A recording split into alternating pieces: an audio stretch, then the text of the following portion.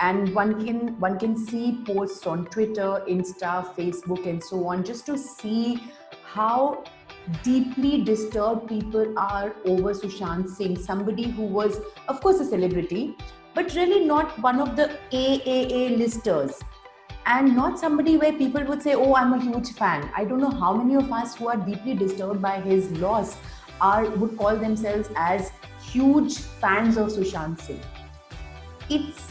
It's this pessimism, it's this extreme anxiety which has caused a young man in his prime to take away his life, which is worrisome, which is something that needs to be introspected by each one of us.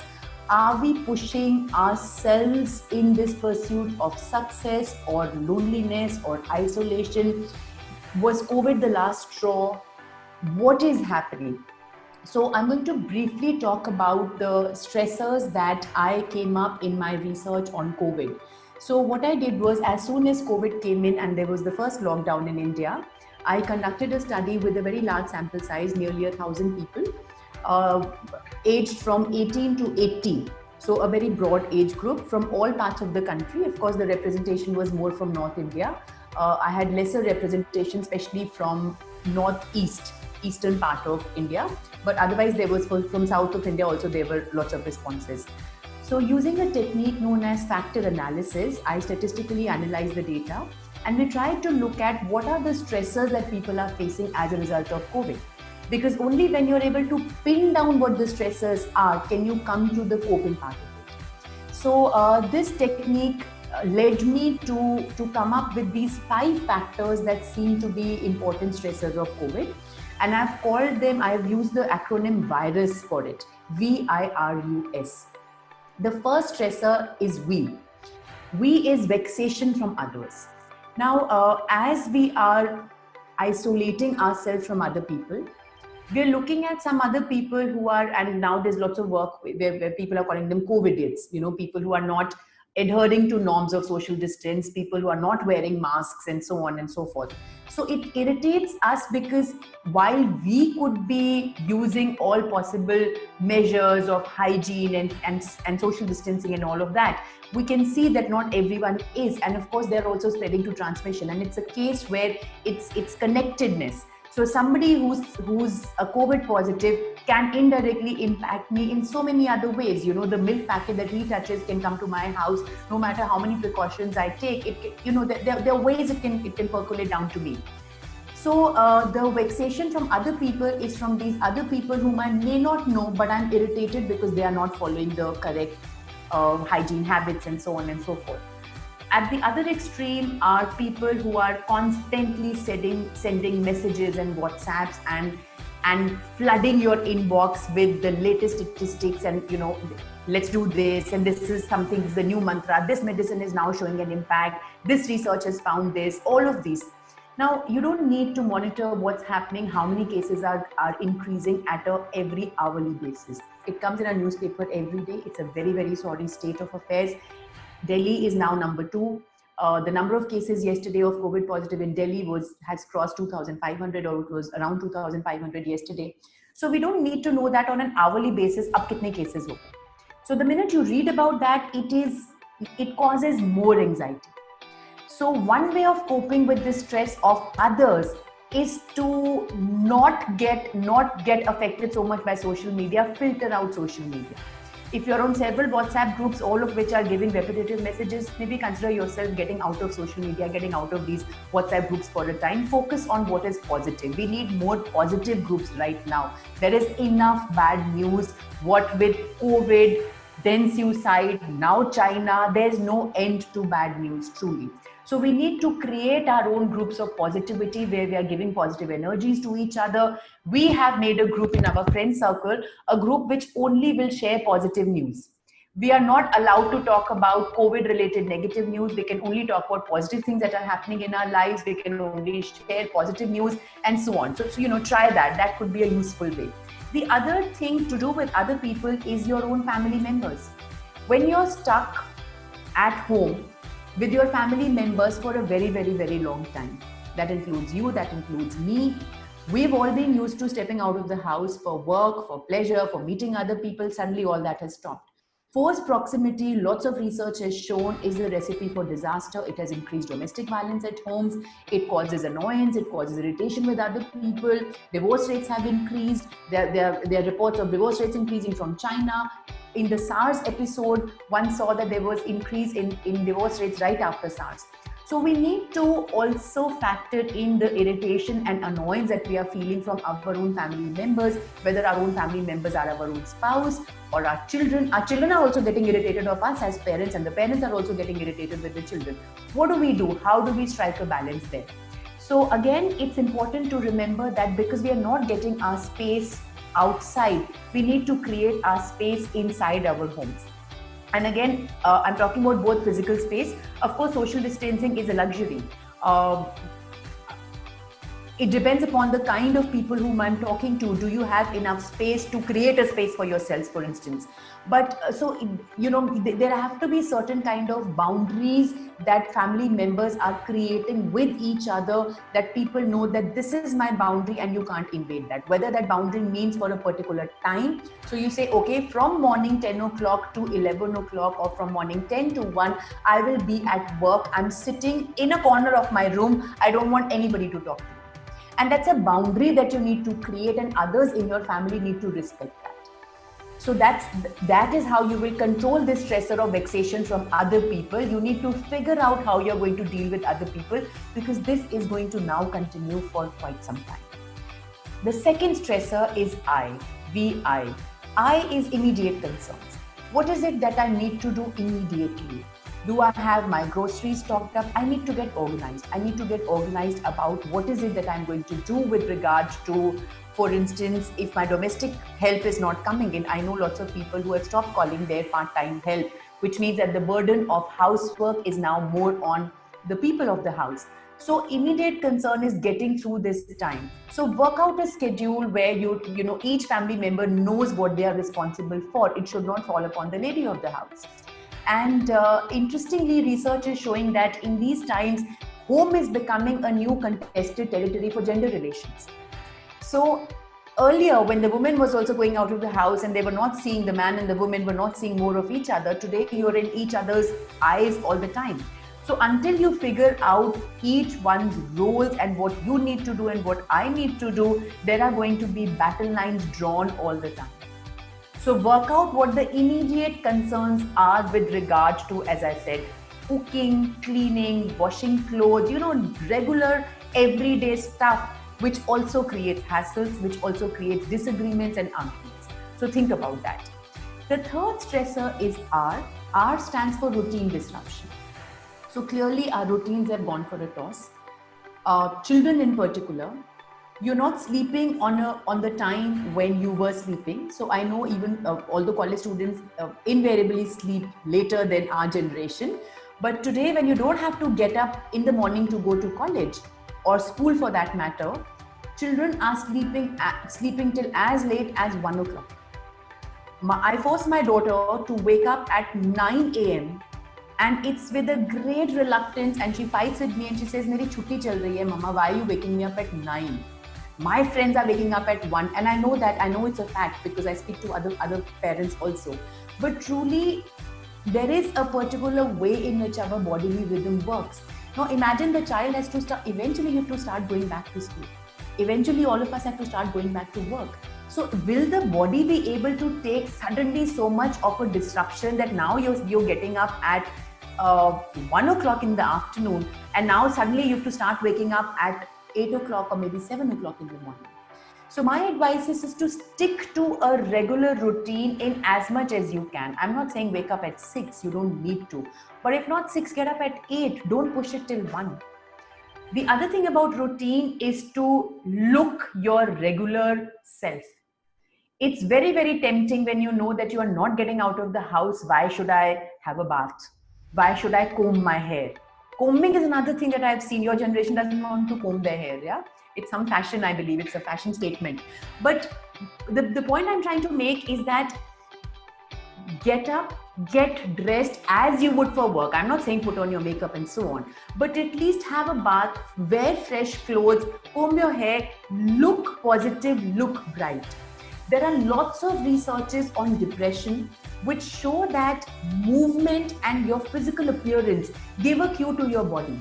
So when you look at yourself in the mirror and you see a face that's unkempt, that's not dressed up, all of us are wearing pajamas and t-shirts all the time. And when you look at that kind of a face, your face and your body tells you there is something wrong. And we take cues from that and we say, my God, there is something certainly wrong. So it aggravates and it becomes a cycle. Our body tells us there is something wrong, our face tells us there is something wrong, and we start feeling there is something wronger than what it is. Yeah. So when I talk about routine disruption, the way to cope with this routine disruption is to stick to a routine in as much as you can, which includes getting up on time, which includes looking your normal self physically. It also means physical exercise. I can't stress the importance of physical exercise. It releases endorphins. I don't know how safe it is now to step out of the homes to a park. There are reports which are saying that surface-to-surface transmission is not causing COVID as much. So that's a call that each one of you has to make when you go to a park or go for a run or something. Of course, don't touch other people. But you need to do something physical. That's really, really important. It has to be a part of the routine. When we teach health psychology, the biggest excuse people say of not exercising is, I don't have the time. This is clearly one excuse you cannot use at this time. Everybody has the time. That's one thing that all of us have in abundance right now. So if you've not been able to get to a routine of exercise or doing some physical activity, you never will. So please think about it and look at your physical activity, look at physical exercise and other ways of looking at your physical health. The next stressor is uncertainty. Now, uncertainty is, of course, these are uncertain times. There is no doubt about it. We don't know what's going to happen. As I just said, whether it's about OBE, your exam, what's going to happen to my master's admission, what's going to happen to my job, will I even have a job? Times are uncertain. So if you're feeling hopeless and helpless about it, of course it's natural. If it is overwhelming you, you need to talk to somebody. I can't emphasize the importance of talking and communication. If you think you can talk to your parents, talk to your parents. If you think your parents won't understand the anxieties, make a peer circle. Make a peer circle of people who are like-minded, share your concerns, have Zoom meetings, discuss issues over the phone, and talk about issues that are affecting each one of us. Nobody will have a solution, but at least you will know that you're not alone. And that's what counseling looks at. When you look at various forms of counseling where you are, say, talking to cancer survivors or you're talking to victims of sexual abuse, for instance, it is the power that you get from each other by looking at somebody else who's also in the same boat and then looking at that person and say, okay, we will all get together and we will all sort of get through this. So uncertainty is a part of this pandemic. There is no escaping from the uncertainty. When it started in March, I remember there were reports, there were astrological reports, there were all kinds of things. Lots of people said, in India at least, because of the heat, it's going to go away in May. Nothing of that sort has happened. It's worse, right? So truly, nobody knows how long it's going to last, whether it's going to last 6 months or a year. Nobody knows. We have to be open to living with uncertainty. It's going to be very problematic for people like me, for instance. I'm a huge planner. I plan for everything. It's very problematic when I can't plan, when I can't foresee and I can't plan my schedule, I can't plan what to do, I can't plan my holiday, and so on. So one has to think afresh and be open towards thinking where there is going to be uncertainty. So be open to uncertainty, try and embrace it in whatever way you can. There will be some opportunities for each one of us in this crisis. If you're not open to that, you're not going to get those opportunities anyway. So think about that, it is something, it is a process of learning. It's a process of thinking about what is it that you can do. There is such a strong anti-China sentiment. How are businesses going to use that? Are you as entrepreneurs going to think about and come up with a new business idea, for instance, where you make a product which can sort of beat China? That's the sentiment. Of course, it's a rhetoric right now. We don't know how many people are actually going to boycott China. But if that eventually happens, are we prepared? What are we going to do about it? So think, plan, look into the future. The other thing is that it's going to give away so many opportunities, perhaps to women, perhaps to lots of people who are coming from small towns. You must have read about Tata Consultancy Services, TCS, saying that 95% of our workforce is going to work from home in the next 2 years. 95%. What does that have to do in terms of how the future is going to look for the working people? Think about it for women. For long, women had to face issues of glass ceiling, issues of networking after business, issues of sexual harassment at the place of work. When there is virtual work happening, can there be sexual harassment? Well, yes, but certainly of a different kind. Sexual harassment can't be physical if you're only online. So perhaps it's a great opportunity for women. So it's, there are certain positive, of course it's negative. Nobody's saying COVID is positive, I'm glad it has happened. But now that it has happened, can we look at certain positives that may also come as a byproduct? What are we going to do about it? Are we prepared to take on these challenges in a positive manner? Especially for women, especially for you and I, especially for those of us who are coming from small towns. What are we going to do about it? Are we prepared? The last stressor that I'm going to talk about is S of the virus, are systemic stressors. Now, systemic stressors are stressors which are beyond you and I, which are coming from outside, which are coming from the system. So things like the governmental response. What do I feel about the governmental response? Has the government's response been adequate? What about, for instance, those of us who are staying in Delhi, what about this perpetual tiff between the center and the state? So one day the borders are sealed between Delhi and Haryana, the other days Haryana seals the border, Delhi opens the border, and so on. So it's a systemic stressor. Of course, it stresses me out, but there's nothing I can do about it. Stressors of, as I said, the migrant crisis, this humanitarian crisis where we see people who are going. I had my cook going back to her village, and I spoke to her some time back, and she told me that she's gone back to Bengal, and they were all made to stay in this school for 14 days, as the government is saying that you have to quarantine yourself. Not a cup of tea is being given to these people. They are supposed to fend for themselves. So those of the people who have somebody at home are asking their elderly parents to get food for them. Imagine they are opening their parents to the possibility of getting infected with COVID themselves. There are many people who have absolutely nobody because the entire family was working in Delhi, and now the entire family has gone back. These are people who have absolutely nothing to eat. The government is not giving any food, any water, any tea. Now, when one hears about these and when one reads about these, it causes stress in me as a human being. It will cause stress in each one of you. What is it that we can do about it? Altruism, giving back in whatever way you can. So you're working for an NGO which is trying, I'm sure, to do amazing things for people in need.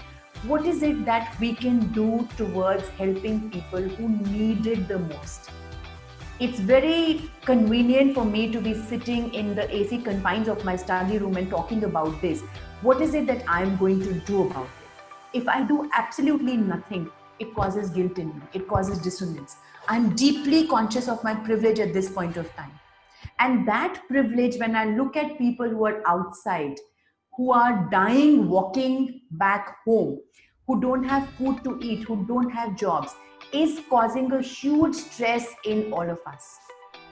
So this position of privilege today is causing a huge stress in all of us, thanks or no thanks to COVID. Again, how do we cope with this stress? The most easy way, the best way to cope with this stressor, as I said, is to engage in altruism, to give back, to help people, to give back in whatever way you can. We've realized over the past so many days, months really, that lots of our spending was so needless. I haven't gone to the parlor since Holi, and I don't think it has made an iota of a difference. I see it now. I haven't shopped. Of course, now we are getting online and things like that, but I've consciously decided that I don't want to buy things that I don't need. It is not difficult at all to cut your spending by 30%. And that is going to be the new mantra. 30% is all I ask. It's not much. If each one of us were to reduce our expenditure by 30% on things that we don't need, what's the shame in repeating your clothes? We don't even know when next we are going to go to this party or this marriage or this function for which we wanted to look your best and not repeat your clothes. We don't know when that's going to happen. Why do we need new clothes? So cutting back on your expenditure by 30% and giving up even 10% of that to charity, to somebody who's doing good work, is going to alleviate your stress. So you will feel good about yourself. There are lots and lots of psychological research which has shown that when you give to other people, it releases feel-good endorphins in yourself. So if you want to give to other people just because it makes you happy, do it for that selfish reason. It doesn't matter why you're doing it. Let's not question the motivations of people who are doing it. But as long as you're doing something for somebody and it's helping you cope and helping you helping you relieve of your stress, it is an important behavior. So these are the 5 stressors that I found in my research, and really that's how one can cope with. The other thing that I just wish to draw attention to very quickly was about 2 things that are going to become relevant in times to come as we unlock and we start going back to work. One is optimism bias. It's interesting to me as a psychologist how our response to COVID is very different from what it was in March to what it is today. So there is behavioral fatigue on one hand and there is optimism bias on the other. What I mean by these 2 terms: in March, when the number of cases in the country were perhaps just about 10,000, try and remember what things were in March. We were so scared of COVID. Yeah, we were washing everything. We were, as if COVID is going to kill us. Today, when the cases are more than 2 lakhs, where is that scare of COVID gone? We are not worrying COVID as much. We are frustrated, we are irritated, and we are annoyed. But we are not scared. And when we are not scared, it brings down our risk tolerance. So if you needed to go out of the house in March to buy your groceries, you were very, very, very careful. You were wearing gloves, you were wearing masks, washing your hands for 21 seconds, I don't know how many times a day. Today, that has lessened. So that's behavioral fatigue. We are tired. We're tired of being cooped up. We are tired of following instructions. We don't want to do that anymore. The time to do that is now. That wasn't really so much the time. So we really need to think about the preventive behavior and push the preventive behavior for each other's sake. The other is this optimism bias, which is surprise and why are we so optimistic, which is that COVID is not going to harm me. So that's the new way of thinking. So you think that COVID is not going to harm me, especially the people like you who are young and who are physically fit. So it's not going to harm me. It's going to harm perhaps elderly, those who are over 70, those who have comorbidities. So we are creating this divide between us versus them. It's not going to harm me. So why should I wear a mask? Why should I remain indoors? Why should I curtail my freedom? That's optimism bias. So we are creating this categories between us and them and saying, mere ko nahi hoga. It's going to harm the elderly. Again, if it is going to harm the elderly, if you become a carrier, it is going to harm your parents, your grandparents who are also sitting at home. So let's be mindful of that. Also, it may not harm you directly, but through you, it's going to harm people who you love.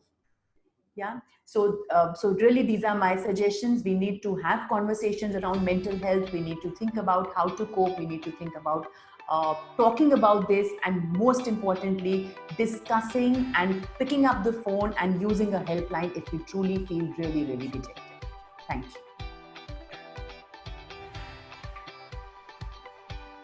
you. Thank you, Kanika ma'am, for addressing all of us, and we have people joining across the country. That is one positive point that we feel that COVID has shown us the power of how we all can be far apart yet be so connected and use internet to the fullest.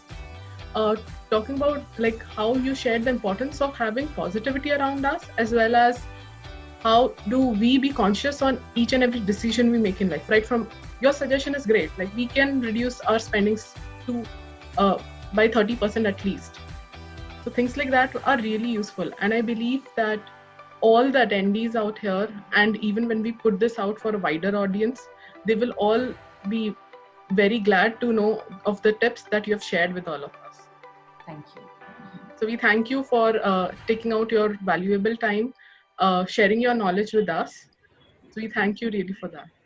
Thank you so much for having me over. Thank you. Before we end, I'd just like to share with everybody. So this is the time when we know that the daily wage earners are going to go back to work, because that is the only way they are going to make money and sustain themselves.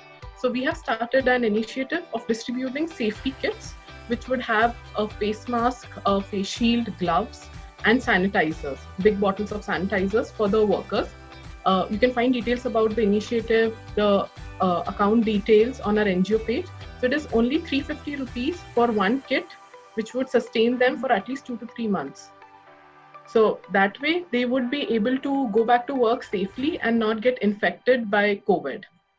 So I encourage all of you to go ahead, sponsor as many kits as you want. Even one kit makes a difference for somebody's life.